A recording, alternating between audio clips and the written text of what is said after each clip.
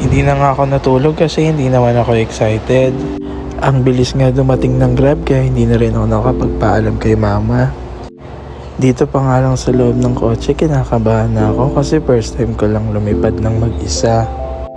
Kaya di ko na namalayan, nandito na pala agad kami sa Naiya Por.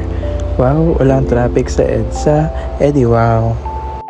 Ang cute nga dyan ni kuya kasi pinagbabayad niya na ako agad kasi daw parang hindi sa gabal pero wala naman kaming kasunod. Okay po. Nagdala nga lang pala ako ng isang maleta tsaka tumbler kasi mahilig din ako sa tubig tsaka tinitiis ko kasi yung gutom kasi naglalaro ako ng 3K budget challenge pa Siargao. Pagbaba ko, kumuha agad ako ng trolley. Nagpanggap ako na marami akong bit-bit. Habang nag-aantay nga ako ng boarding announcement, nagulat na lang ako, biglang malakas ang ulan.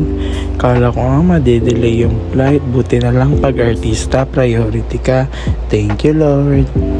Pagbaba ko nga ng bus, hindi na ako kinakabahan kasi nga alam ko tuloy na, hindi na madedelay yung flight. Nagulat nga ako pagbaba ko ng minibus, wala nang ulan.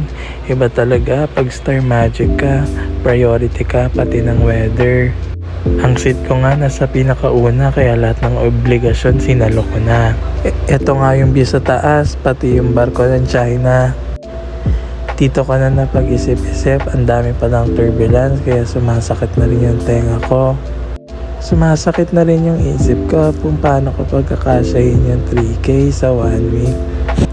Kaya ang hirap talagang maging artista kasi lahat ng pagpapanggap kailangan mong gawin.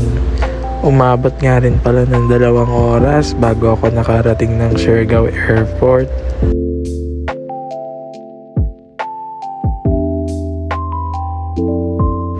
Pagkapasok ko nga, hinanap ko na agad yung aking maleta. Buti na lang pag artista, una ka palagi. Hindi ko na nga nabidyohan yung pagsalubong sa akin na magsusundo. Nahihiya daw kasi siya magpa-picture. Dito ko nga naramdaman na mag-isa talaga ako kasi hindi ko naman kilala kung sino yung mga katabi ko. Gabi na nga rin ako nakarating dito sa villa na pagstayan namin ng 1 week. Okay naman siya, maganda rin kasi 24 hours bukas yung pool. Pagod na nga ako kaya bukas na lang.